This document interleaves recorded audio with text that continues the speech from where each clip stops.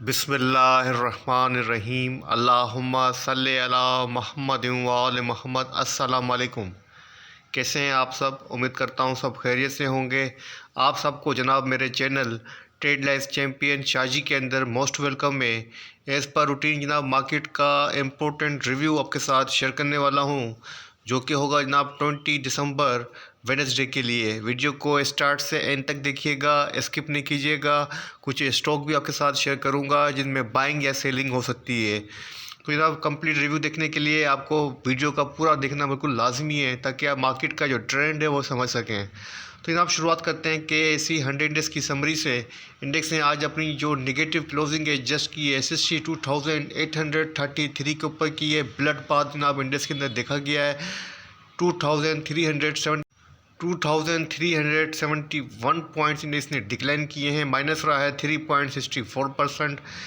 Index ने अपनी जो ओपनिंग दी थी 65,204 के पास से दी थी। अपना जो हाई पोस्ट किया है 65,132 का किया है। अपना जो लो पोस्ट किया है 62,360 का किया है।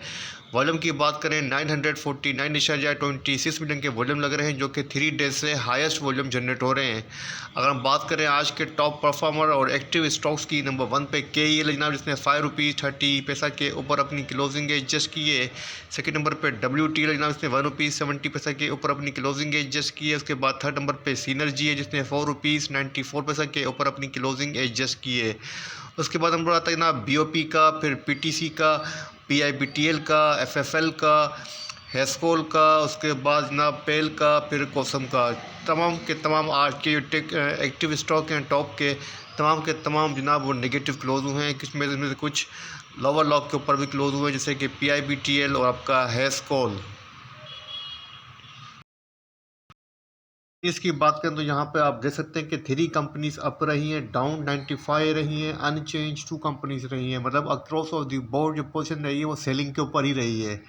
अगर हम बात करें टॉप पॉइंट कंट्रीब्यूटर्स की, तो नंबर 1 पे जो डिक्लाइनर है वो MCB बैंक है, जिसने 166 पॉइंट KAC 100 में से ड्रॉप किए हैं। सेकंड नंबर पे OGDC है, जिसने 142 पॉइंट्स का डेंट लगाया। उसके बाद डाव है जनाब, जिसने 93 पॉइंट्स का डेंट लगाया। उसके बाद PSO जनाब, जिसने 92 पॉइंट्स डिक्लाइन किए हैं। PPL ने 88 पॉइंट्स इनमें से डिक्लाइन किए हैं। अगर पॉजिटिविटी की बात करें जनाब, सिंगल स्टॉक नज़र आ रहा है जिसने 25 पॉइंट एड किए हैं, वो है जनाब PACL। अच्छा जनाब, बात करें बोर्ड मीटिंग की, तो कल जनाब 20 दिसंबर को वेडनेसडे को 5 कंपनीज की मीटिंग है। नंबर 1 पे UBL बैंक है जनाब, जिस कराची के अंदर मीटिंग है। मीटिंग का agenda budget of the bank है। सेकंड नंबर पे JSBL की मीटिंग है जनाब, कराची के अंदर approve of the budget meeting का एजेंडा है। उसके बाद जनाब गेमन पॉल की मीटिंग है जनाब, मीटिंग का एजेंडा अप्रूव दी मिनट्स है। और उसके बाद जनाब IBFL की मीटिंग है लाहौर के अंदर, मीटिंग का agenda matter to fix number of the director है। उसके बाद बाटा की मीटिंग है जनाब लाहौर के अंदर, meeting agenda budget and business plan है। अच्छा जनाब, बात करते हैं आज की इंसाइडर ट्रांजैक्शंस की। तो सबसे पहले जो हमारे पास कंपनी आ रही है वो अल शहीर ASC आ रही है, जिसके अंदर जनाब सेलिंग पोजीशन हुई है। एग्जीक्यूटिव डायरेक्टर ने सेलिंग की है, और यहाँ पे आप देख सकते हैं कि जनाब कितनी बड़ी क्वांटिटी की सेलिंग की है। 1 करोड़ शेयर्स की सेलिंग की है जनाब, ₹11.99 की प्राइस के ऊपर। उसके बाद देखते हैं कोई और ट्रांजेक्शन है आज की डेट के अंदर, कोई मेजर ट्रांजेक्शन तो आपके साथ शेयर कर देता हूँ। तो जनाब जस्ट यही ट्रांजेक्शन यहाँ पे शो हो रही है, और कोई ट्रांजेक्शन आज की डेट के अंदर शो नहीं हो रही। अच्छा जनाब, अब बात करते हैं कुछ न्यूज़ की, कुछ रिसर्च रिपोर्ट्स की, ताकि मार्केट की और इकोनॉमिक की पोजीशन समझ में आ सके, ताकि आप देख सकें कि मार्केट की जो डिक्लाइन आ रहा है उसकी क्या वजह है, क्या रीज़न है। अगर आप ये बात करते हैं कुछ न्यूज़ रिपोर्ट्स की, कुछ रिसर्च रिपोर्ट्स की, वो पता करने की कोशिश करते हैं कि क्या वजूहत रही हैं जो मार्केट के अंदर नेगेटिव इम्पेक्ट कर रही हैं। तो बिजनेस रिकॉर्डर के मुताबिक यहाँ पर आप देखते हैं कि sharp decline in remittances in 2022-23 is exclusively attributed to Ishaq Dar's severely flawed policy of artificially controlling the rupees dollar parity। तो जनाब यहाँ पे आप देखते हैं कि आपकी जो रेमिटेंसीज है उसके अंदर एक शार्प डिक्लाइन नज़र आया है, और बिजनेस रिकॉर्डर के मुताबिक ये आर्टिफिशियली जो कंट्रोल किया गया था ऐसा डार्क की साहब की वजह से, उसकी वजह से ये आपको रेमिटेंसीज के अंदर जो आपकी डिक्लाइन नज़र आ रहा है। तो जनाब ये भी एक समझ लें कि आपके लिए एक नेगेटिव इम्पेक्ट हो सकता है, आपकी मार्केट के लिए, आपकी इकनॉमिक के लिए।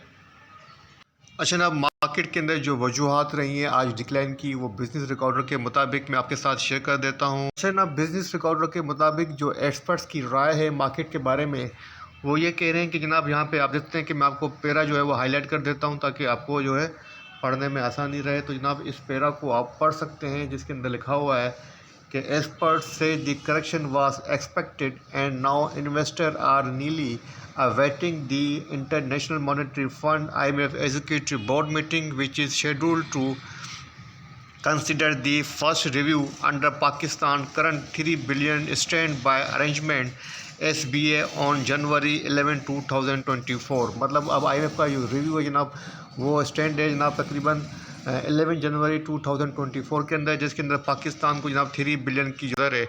एक तो ये रीज़न भी रहा है और सेकंड जनाब जो रीज़न रहता है वो रहता है म्यूचुअल फ़ंड का। तो जनाब सबसे पहले हम चेक कर लेते हैं पोर्टफोलियो इन्वेस्टमेंट डेटा को, ताकि आपको समझाने में आसानी रहे कि कल मार्केट के अंदर किन प्लेयर्स ने बाइंग और सेलिंग की है। जनाब मेरे पास कल का पोर्टफोलियो इन्वेस्टमेंट डेटा मौजूद है 18 दिसंबर का, और इसमें हम सबसे पहले चेक कर लेते हैं फॉरनर की पोजीशन। तो जनाब फॉरनर कॉर्पोरेट की बाइंग यहाँ पर नज़र आ रही है, और फॉरनर की जो नेट पोजीशन है ना वो बाइंग के ऊपर है। 1.24 USDT की उन्होंने मिलियन की उन्होंने बाइंग की हुई है। अगर हम बात करें लोकल्स की, तो जनाब लोकल प्लेयर्स के अंदर यहाँ पे आप देखें, सबसे पहले जिक्र करेंगे जनाब म्यूचुअल फ़ंड का, जो उन्होंने सबसे ज़्यादा सेलिंग की है वो की जनाब 2.80 US मिलियन की उन्होंने सेलिंग की है। और उसके बाद हम बात करें जनाब यहाँ पे आपको नज़र आ रही होगी सेलिंग, वो नज़र आ रही है जनाब कंपनीज़ की भी सेलिंग नज़र आ रही है। और इसके अलावा जनाब यहाँ पे आप देखें तो बैंक्स की पोजीशन भी आपको सेलिंग पर नज़र आ रही है, 0.78 मिलियन की उन्होंने सेलिंग की है। अच्छा, बैंक की क्लोजिंग भी होने वाली होती है दिसंबर के अंदर, क्योंकि साल का जनाब जो ईयर एंड चल रहा है, मतलब फाइनेंशियल ईयर की बात नहीं कर रहा हूँ मैं, साल के एंड की बात कर रहा हूँ दिसंबर की। तो इसके अंदर भी जनाब बहुत सारे इंस्टीट्यूट्स की क्लोजिंग होती है, जैसे कि म्यूचुअल फ़ंड की पे आउट की जो डिस्ट्रीब्यूशन होती है वो मिड ऑफ द दिसंबर के अंदर होती है। इसकी वजह से जनाब मार्केट के अंदर म्यूचुअल फ़ंड भी सेलिंग वगैरह करते हैं और इंस्टीट्यूट भी सेलिंग करते हैं, और ख़ास करके बैंकिंग की भी जनाब क्लोजिंग होती है, और बैंक लास्ट के दिसंबर के एंड के अंदर क्लोजिंग करते हैं। तो इसकी वजह से मार्केट के अंदर सेलिंग प्रेशर रहता है। तो जनाब ये तीनों इंस्टीट्यूट्स, इंश्योरेंस और आपका म्यूचुअल फ़ंड और बैंकिंग सेक्टर, ये तीनों जनाब इस मंथ के अंदर दिसंबर के साल के एंड के अंदर अपनी डिस्ट्रीब्यूशन वगैरह करते हैं, डिस्बर्समेंट वगैरह करते हैं, एडजस्टमेंट वगैरह करते हैं। तो जनाब इसकी वजह से भी मार्केट के अंदर सेलिंग प्रेशर रहता है। या आप हिस्ट्री देखेंगे प्रीवियस ईयर्स की, तो आपको हमेशा दिसंबर के मिड ऑफ द दिसंबर के अंदर आपको हमेशा ये सेलिंग नज़र आएगी। लेकिन अगर आप ये चीज़ भी नोट करेंगे तो मिड ऑफ द दिसंबर के बाद, मतलब तकरीबन 20 दिसंबर के बाद से लेकर जनवरी 15 तक मार्केट आपको अच्छा खासा ट्रेंड और रिकवरी करते हुए नज़र आएगी। तकरीबन अगर मैं 10 ईयर्स के डेटा की बात करूं, जहां तक मुझे याद आता है, जहां तक मेरी मेमोरी कहती है, तो 10 साल के अंदर 2 या 3 मरतबा ऐसा हुआ होगा कि जनवरी की क्लोजिंग जो है वो नेगेटिव हुई हो, वरना हमेशा 7 ईयर्स मैंने देखा है कि मार्केट की जो पोजीशन रहती है जनवरी के मंथ के अंदर, दिसंबर से लेके जनवरी की पोजीशन के अंदर मिड ऑफ द जनवरी तक मार्केट की पोजीशन एक अच्छा खासा गेन दिखाती है। तो मेरे हिसाब से ये सेलिंग प्रेशर 2-3 दिन मज़ीद रह सकता है, बल्कि मैं ये कहूँ कि सेलिंग प्रेशर यहाँ पे रुकता हुआ नज़र आ रहा है। अब यहाँ से रिकवरी एक्सपेक्टेड है, तो ये बात गलत ना होगी। तो बहरहाल अभी जो मार्केट की पोजीशन है, जो सेलिंग हो रही है ना, वो इन इंस्टीट्यूट। अच्छा ना, अब आप बात करते हैं पाकिस्तान स्टॉक एक्सचेंज के टेक्निकल चार्ट की। तो KAC 100 ने इसका डेली चार्ट आपके सामने ओपन है, और डेली चार्ट के ऊपर आप खुद वाकिफ़ हैं इस चीज़ से, इस इंडिकेशन से कि मार्केट की जो पोजीशन रही है जनाब यहाँ पर हाईली मार्केट की पोजीशन बुलिश रही है, और मार्केट ने जनाब अपना एक नया हाई पोस्ट किया है। तकरीबन मार्केट 50% से अबाव जनाब जो वो गेन कर चुकी थी, और यहाँ पर करेक्शन जनाब सबको ही एक्सपेक्टेड थी। करेक्शन अगर आ रही है तो ये कोई समझ लें कि कोई हैरानी की बात नहीं है, ये तो बल्कि एक अच्छी बात है। मार्केट के फर्दर गेन के लिए एक हेल्दी करेक्शन का आना भी बहुत ज़रूरी होता है। यही मार्केट का समझ लें कि मार्केट का मेथड है कि मार्केट के अंदर करेक्शन भी आनी चाहिए, उसके बाद मार्केट के अंदर एक नया मूव स्टार्ट भी होना चाहिए। बहरहाल अभी मार्केट की जो पोजीशन हुई है जनाब, जो कि इस कैंडलस्टिक पैटर्न के ऊपर हुई है जनाब, उसको थोड़ा सा डिस्कस कर लेते हैं, थोड़ा सा डीप में जाते हैं। तो मार्केट की आज जो क्लोजिंग हुई है जिस पैटर्न के ऊपर जनाब, वो पैटर्न बनता है 3 आउटसाइड डाउन। 3 आउटसाइड डाउन एक नेगेटिव पैटर्न है, फर्दर डिक्लाइन को इंडिकेट कर रहा है। कैंडलस्टिक की जो बॉडी और उसका जो साइज़ है वो कल की सेलिंग की बनस्बत ज़्यादा है, मतलब आज जो है सेलिंग प्रेशर कल की नस्बत ज़्यादा रहा है।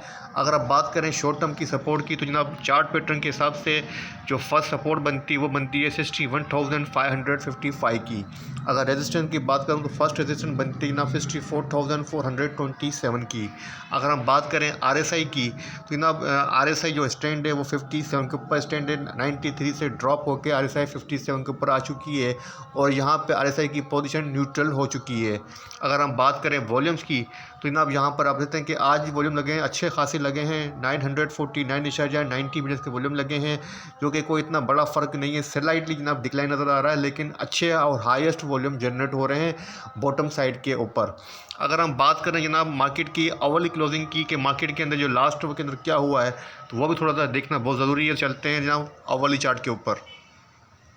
अच्छा जनाब, आपके सामने PSS का अवली चार्ट ओपन है और अवली चार्ट के ऊपर यहाँ पे आप देखते हैं कि लास्ट आवर के अंदर जो कैंडल स्टिक बनी है, इसको आप इन्वर्टेड हैमर भी कह सकते हैं और हरामी बुलिश पैटर्न भी कह सकते हैं। दोनों पैटर्न पॉजिटिव हैं, जो कि बाइंग को, रिकवरी को इंडिकेट कर रहे हैं।